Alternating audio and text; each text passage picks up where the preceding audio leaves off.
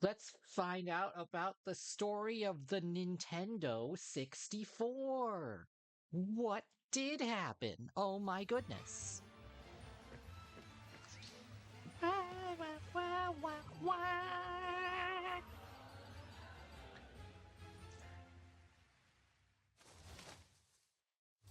Welcome back to another expectation subverting and expansion pack inserting episode of What Happened, the YouTube style pop Just social media shoved it show right that's in there. Oh my god. Your home in 1995. Listen, I had to get that one out of my system as soon as I could. Now, speaking of systems, Nintendo's third home console is often viewed as a pretty big turning point for the company, as it represented their earliest intent to do something radically different and go against the grain when everyone else was following trends, for better or worse. It's a me, Mario. Yeah, tell it to the judge. Oh shit. The fact is, as They many got him. classic gaming experiences the little gray fun machine offered during its 6-year run as Nintendo's flagship console, its inception, specs, marketing, and, well, pretty much everything is often Oh my cited as an example of damn. Nintendo's It was the inability best to thing he'd ever recognize the seen. potential of certain technologies. The console's development is, of course, linked directly to that, and it's certainly not as straightforward as you'd expect, as it involved a truly unlikely partnership, Shiny. burning of several others, broken Oh. promises, release delays, and plenty of quiet cancellations. So grab your 3-prong controllers and rumble packs as I answer the question, what happened to the Nintendo 64? Here we go. Nintendo famously starts work on their next video game console the moment they finalize the last one. And as early as 1992, things started moving in a particular direction, but in a very unparticular way. Silicon Graphics Inc. was tapped to make a real-time 3D Mario marketing gimmick that would talk, but mostly just annoy attendees at that year's CES show. Oh my god. While primitive today, Mario was the first VTuber. of course, this precursor to VTubing wowed Ah! Nintendo and marked the earliest instance of Charles Martinet playing the role of the portly plumber.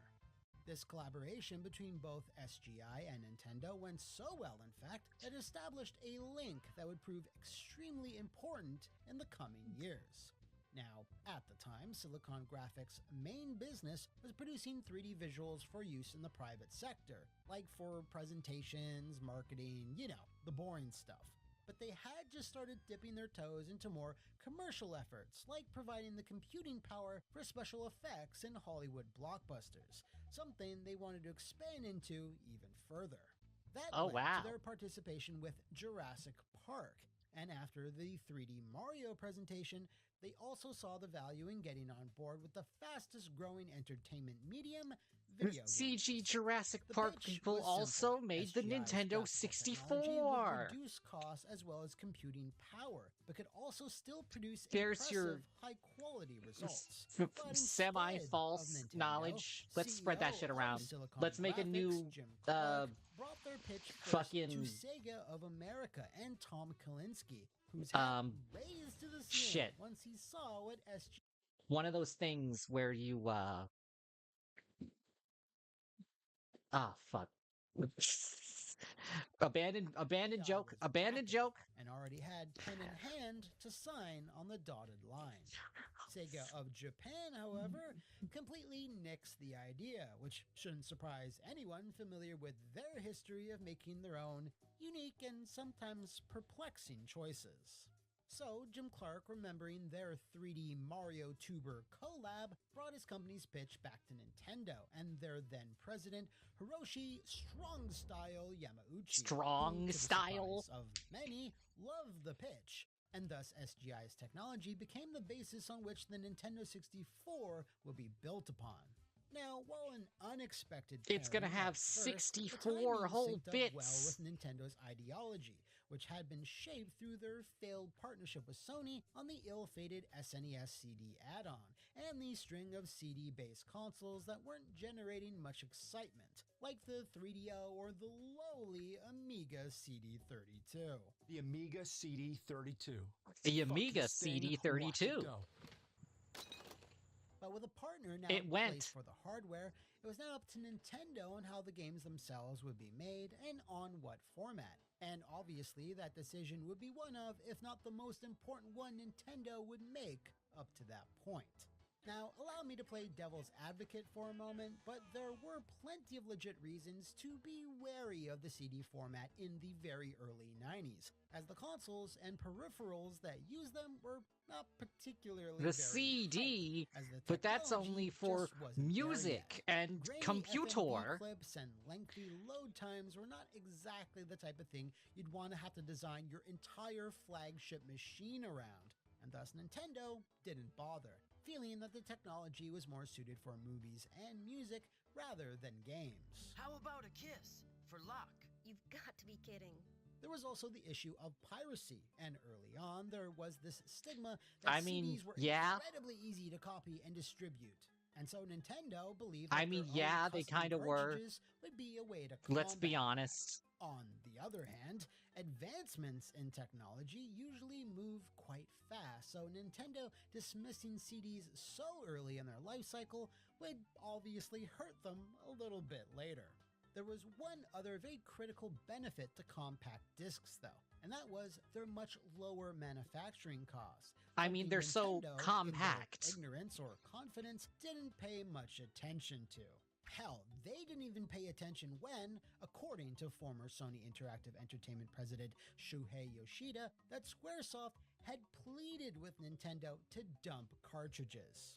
Hironobu Sakaguchi, the creator of Final Fantasy, loved the potential of CDs. His dream was to create a movie-like Final Fantasy game. He was disappointed when he learned that the Nintendo 64 still used cartridges. I mean, he made His everyone's movies favorite. couldn't fit there. Squaresoft tried to convince Nintendo to change that plan, but they wouldn't. Fortunately for Nintendo, though, that didn't really affect things all that much in the grand scheme because... Oh my god. It's Sebaba. 1993 marked the first time that Nintendo mentioned publicly that they were hard at work on their next console, along with the partnership between them and Silicon Graphics, boasting somewhat cheekily that this top-secret machine was going to be running on the same technology that powered Terminator 2 and Jurassic Park. See? Well, Terminator. Since they hadn't settled on a final name at the time, which would go on to take quite a while, Misconception. Project Shit. Reality, Why did I which not think of that certainly sooner? whipped up a sizable amount of early expectations. Hey, as did the release let's rewind. Let's forget the earlier bit. Let's rewind. Let's spread the let's create a new misconception. Let's do it together. The Nintendo 64 was the same powerhouse as Jurassic Park and Terminator 2. Yeah, let's spread that around. Misconcept time. Go forth. date, which Nintendo assured was set for 1995. This announcement wasn't just intended for the home market though, as it was also revealed that Project Reality technology and games would first arrive in arcades as early as '94, which was almost true. While Rare's Killer Instinct did in fact use Silicon Graphics workstations to produce its rendered graphics, Cruisin' USA, a Midway Nintendo co-production, did not, despite the famous attract screen. Only on Nintendo Ultra 64. An Ultra Cruisin' used 64. Midway's Oh custom my god, V-Unit that's hardware, like which go on to be utilized super. for a variety of other games like Off-Road Challenge and War Gods. So already Nintendo was slightly fudging the numbers a little bit. And fudging the numbers was something they would need to continue to do if they wanted to have more games coming from third parties. I like because those they were about to upset a display good portion statues. of I wonder them. what they ever did When with it was them. made official that They cartridges probably were like once just threw them again in the going trash. to Let's the be format honest. in which Project Reality games would come in and cost $10 a pop or more, depending on the cart size, and had to be purchased exclusively through Nintendo, well, this caused many publishers, including very prominent Japanese ones, to slide into Sony's DMs.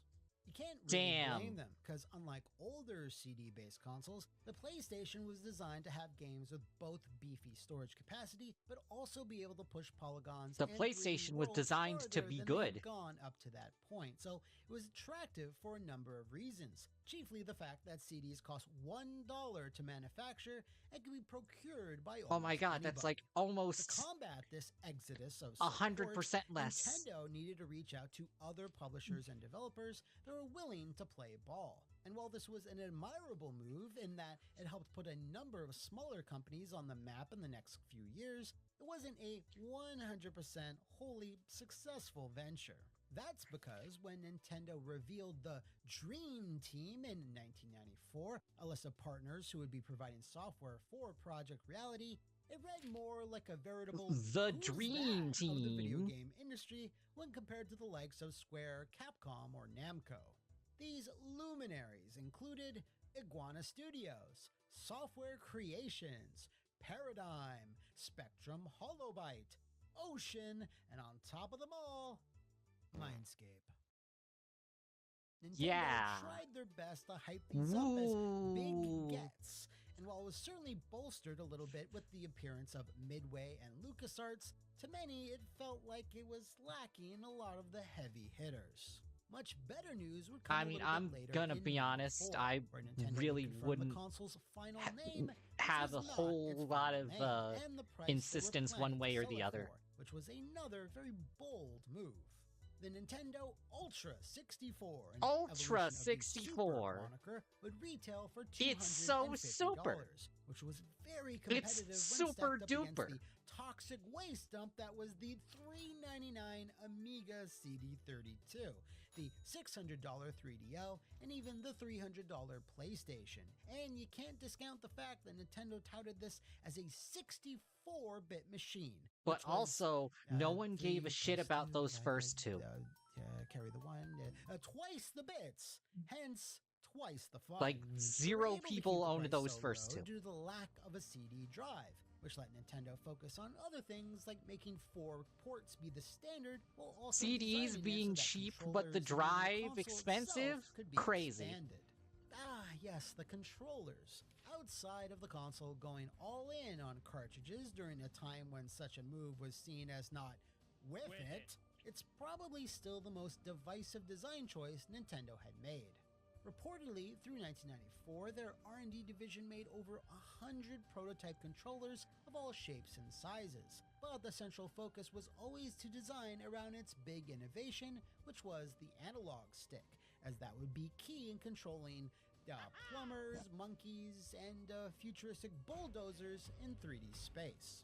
And while Nintendo's employees were encouraged to think outside the box with the ergonomics, Look and at that. certainly did as such, it's not controversial to say that aside from most of the exclusive games like those from Rare and Nintendo themselves, not every genre or game was a good fit for the controller's 3-pronged design.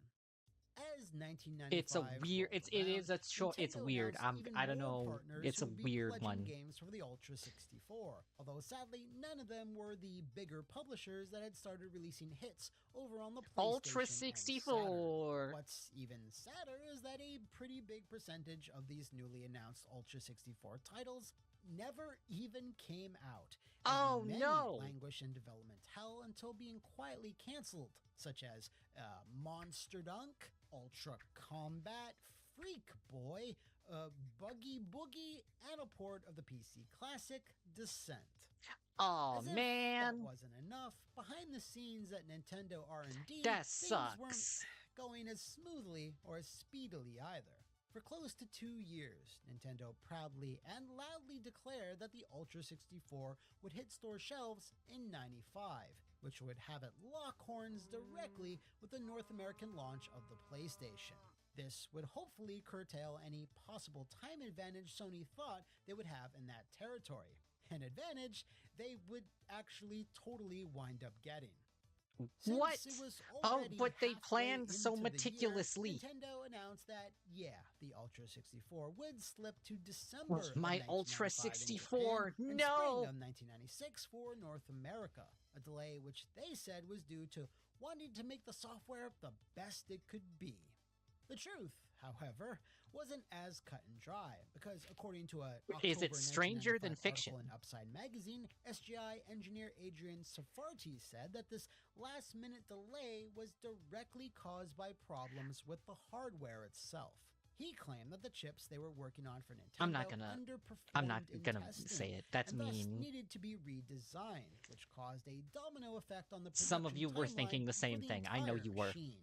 What did that ultimately result Don't make in? fun of Adrian. Well, Nintendo It's having mean. to tell all their partners Damn it. that the final hardware was going I'm to be so weaker backhanded. than what That was they so wrong. initially had promised, which for many must have been a bitter pill to swallow. Up to that point, they had all been using powerful SGI PC workstations or other 3D technology, and now much of their work would need to be scrapped or repurposed to fit the lower specs, which turned out to be a pretty costly move. 64 This bits and they're delay not even meant gonna that let you titles use like all of Rare's them? Arcade Smash Killer Instinct would release much later than anticipated, if at all, and is why the SNES port even exists, which, to its credit though, proved to be, and I won't apologize for this, a killer app for the aging 16-bit machine, selling over 3 million copies. Crazy. Nintendo at least had the foresight to then pivot and go hard on marketing the SNES throughout this delay, positioning it as a worthy rival to the 32-bit consoles, which it did so admirably throughout 1995. What the fuck? Only on the Super NES. Still the big one. The Hate SNES that. saw I an hate that. incredible lineup of titles like the aforementioned I hate Collide, that. but I also hate that. Donkey Kong Country 2, Earthbound, Yoshi's Island, Chrono Trigger, Mega Man X2, Secret of Evermore, Doom, and leading the pack, Todd McFarlane's Spawn. Oh wow, Go that's crazy. away. That so many of those like Now, while that was signature indeed titles an came awesome out year for SNES owners, I was uh, personally going during crazy the at the delay time. year. It also meant another thing. That Sony, and to a lesser extent They don't really Sega, do that would for have an old consoles any. undetermined Well, amount of okay, time I guess they battling haven't it even out really finished with the their old consoles next-gen these days. And they were already But like, enjoying remember when the 4 came out after the PlayStation 3, and then like they just were just like, no new thing now, no new thing now. a year-long head start on Nintendo over in Japan, a key territory. Still, though, a few months wouldn't be all that bad. The right? PlayStation. Well, in late 1995, at Nintendo's yearly Shoshinkai event, another small bump in the road occurred, which was a rather rare 11th hour alteration to the console's name. Originally, it was going to be known as the Ultra Famicom in Japan and Ultra 64 elsewhere. But My when Ultra. moved to unify the name across all territories, it was changed to what we all know today as the Thank The you. Nintendo A suggestion that came 64. from Earthbound creator Shigesato Itoi. The color scheme What of the has he console been was doing changed as well. Something since many then? have I argued wonder. over the years hurt its perception somewhat, because the Ultra 64 was more of a un-Nintendo-like jet black, very sexy, but it was then I guess. altered to be a bit more family-friendly in the final prototype, featuring Barely. a lighter gray tone, more colorful logos, and Oh slightly no, modified my controllers. gray is What kind was of clear different. During this event, though, was that the I console care was so imminently set much. to be released. What with the finalized name and look, and the announcement that the 64DD, a rather ugly disk-based expansion module, was also in development and would expand the base machine's capabilities with more memory, modem They play, wanted to and have their user-created cake and content, eat it although too. Nintendo remained coy on its release date. The Shoshinkai event wasn't all good Cartridges news, however, and because, well, it did CDs, and then seem they could like make it was going to cartridge be the CD console's combo big coming games. out event. It was actually kind of Has the anyone done that opposite, in before? it also heralded an announcement that would give the PlayStation even more time in the spotlight. Uh-oh. It's me, Mario. It's a Super Mario. Mario 64, which was poised to be the console's crown jewel, was coming along quite nicely. Not surprising though, considering much of the design of the machine itself had been tailor-made for it. However, Shigeru Miyamoto, who was sitting in the director's chair, had a problem. And that problem was, he felt the game simply wasn't good enough. Yet. Damn. If it was going to be Nintendo's first fully 3D affair and be their new home product's biggest selling point, it needed to be as perfect as it could, which meant more time for tweaking, polishing, and bug testing.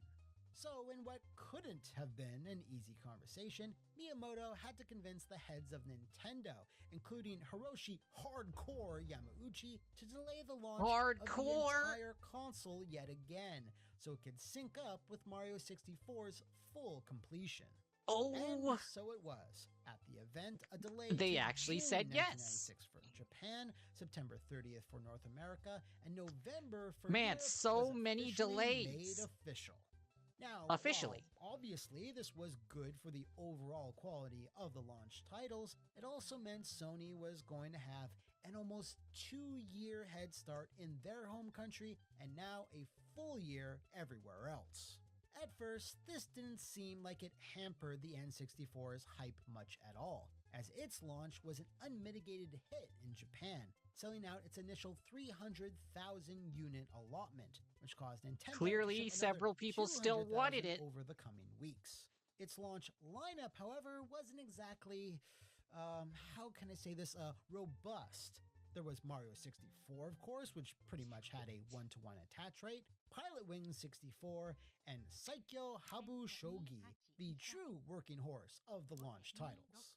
Obviously. Now, while those numbers are certainly impressive, sales I'm only slowed somewhat down joking. considerably in Japan over the coming weeks and then months. Why? Because those were the only 3 games available. It took until October, 4 months later, before more games finally started to hit the shelves, which definitely slowed down enthusiasm for the console, while it only grew Man, for if Sony's rival machine. other especially companies with the impending release of fumbled Final so Fantasy hard, VII, they'd which was coming be out in dead. just 2 short months. But They during being that Sega, painful, and I mean almost they're not dead, year-long but you know, delay, they don't make Sony consoles and anymore. Sega had engaged in a bit of monetary warfare, slashing the price of their respective offerings, which certainly put pressure on Nintendo once again. So in August, just 1 month before the 64's launch in North America, the Big N announced the final retail price would be $199, something they pretty much had to do considering Sony had lowered theirs to the same number back in May. This meant Nintendo could no longer claim to be the most affordable option, and what's worse is that the extra year of being mostly uncontested meant that even more third parties had started delivering blockbuster hits for Sony. Resident Evil, Tomb Raider, Crash Bandicoot, Wipeout 2097, Tekken 2, Soul Blade, Ridge Racer Revolution, Twisted Metal 2, it was just relentless. Now, we what did love the Nintendo bring to PlayStation. the North American launch, you may ask? Well, Mario, of course, Pilot Wings, and that's it. Oh. Like, we didn't even get Shogi? What the F? Crazy that after all those delays, third parties still weren't able to get their products out in time, which was pretty much Nintendo's fault since they had to redesign all the console specs. But the problems, unfortunately, didn't stop there. The rest of 1996 saw only 8 more releases, although one of them was the hotly anticipated Shadows of the Empire, which debuted my beloved darling daddy, Dash Rendar. During all of this, though, the EU launch was pushed back even further, sliding from November all the way to March 1997, which really hamstrung Nintendo's momentum in that territory. On that note, Wow. 1997 saw a similarly slow No but wonder the steady release PlayStation of and quality PlayStation games, stuff got so mostly from popular Nintendo in Europe. themselves and the I was occasional wondering member of the about Dream that when we were Team, watching like the Cat Turok, Icarus stuff. Doom, Mario Kart, Star Fox 64, and peripherals like the mighty Rumble Pack, an innovation that's Ooh, now Rumble. standard in pretty much every controller made today. That The is true. proverbial needle, I'm gonna however, be didn't honest. actually I'm gonna move say all something. that much. Is it controversial to say? I don't give a shit about Rumble, and I never really have. Like, it's like, oh, it's vibrating. Okay. Like, I mean, okay, I've played Astro's Playroom, and Astrobot, and like the feedback on the PS5 controller, that's cute. It's neat. It's like, ooh, feedback and stuff. But I don't care. I don't care. I don't care. Until August with the release of 007 GoldenEye, one of the few titles that forced PlayStation gamers to finally sit up and lock in. GoldenEye's gunplay, pause screen music, and its 4-player deathmatch was played in dorm rooms and basements all across the nation, selling 8 million copies in total, which was comparable to the lifetime sales of the original Metal Gear Solid. This was an example of one of the few things that the Nintendo 64 offered over its competitors, a strong and versatile multiplayer experience, which was all thanks to the 4 controller ports. Whether it was first-person shooters, How did a racers, James wrestling, Bond or various licensed party games, game end up allowing a bunch being of a friends to just premier go title ham for the without clunky Nintendo multi-tap solutions 64? was truly a unique selling point. Even with that advantage, though, the hard truth was that GoldenEye was just one game, whereas the PlayStation was seeing multi-million selling blockbusters almost every month in all types of other genres, like fighting games, sports, and of course, RPGs. Regardless, 1998 was the peak of the N64's popularity, as it sold 9 million more units, but that number would then decrease every year thereafter, and the lack of RPGs, which are now broken into the mainstream, was often cited as one of the root causes for this lack of growth. Thankfully, though, there was one game, a timeless action RPG, that was I gearing see up for what he launch did by the end there. of that year. And as you'd expect, the hype for this milestone masterpiece was palatable. Quest 64 saw the young adventurer Brian exploring the magical world of Keltland, whereupon he had to... Yeah, seriously though, it can't be overstated that despite the PlayStation's dominance, Ocarina of Time was all anyone could talk about for a good while. But although it did win tons of Game of the Year awards and sold another 7 million copies, third-party releases for the 64 kept dwindling month after month, as was the console sales. Later releases like Super Smash Bros., the Mario Party series, Banjo-Kazooie, Donkey Kong, Majora's Mask, Perfect Dark, Kirby 64, and a very late but incredible port of Resident Evil 2 were all certainly feathers in Nintendo's cap, but they couldn't stop the downward slide, which saw the N64 selling about 6.5 million units throughout 2000. The good news was that was still a hell of a lot better than 2001, which dipped to 2.8 million, but that was at least expected given that the PS2 Double Ballin' was now out, with more next-gen The machines PlayStation on the horizon. 2! Oh, and remember the unmemorable 64DD? Yeah, well that flopped in Japan too, and never saw a release outside of its shores. Damn. Toshin the Giant, you deserved better, my mammoth yellow friend. So, what? By late 2000, Nintendo had already thrown in the towel on marketing the 64 any further, evidenced by their final Shoshinkai event, which had been redubbed to Space World, where they focused almost entirely on GameCube demonstrations. And then, by E3 2001, the console was effectively dead. Even promising software that was originally set to come out for the N64, like Dinosaur Planet, Eternal Darkness, Kirby Riders, Resident Evil 0, and a Paper Mario sequel, were all quietly moved over to the Indigo lunchbox, which was the proverbial final nail in the 64-bit coffin. The GameCube a lot. Those are some good games. To learn all that We much from played their that Eternal experience Darkness. developing It was their fun. first 64-bit machine, as many of the lessons you'd think they'd take to heart were not applied on their new venture, such as, well, just watch my whole episode on the GameCube for how they messed that up. Looking back now on the whole thing, We'll have to one of the save biggest that one for indicators later. on just how badly Nintendo fared during this generation compared to the last one, and their decisions designing the N64 didn't just come down to console sales numbers. I mean, those were getting kind of bad, but rather the massive gulf in the quantity of titles released. Throughout its lifetime, the PlayStation's library swelled to over 4,000 games, which is obviously 4,000? That's like number. more than It's even 3,000. more impressive when you compare it to the 64, which only ever received 388. Oh, that's very less than sobering 3,000. reminder that being stubborn and sticking to your guns is not always the right move.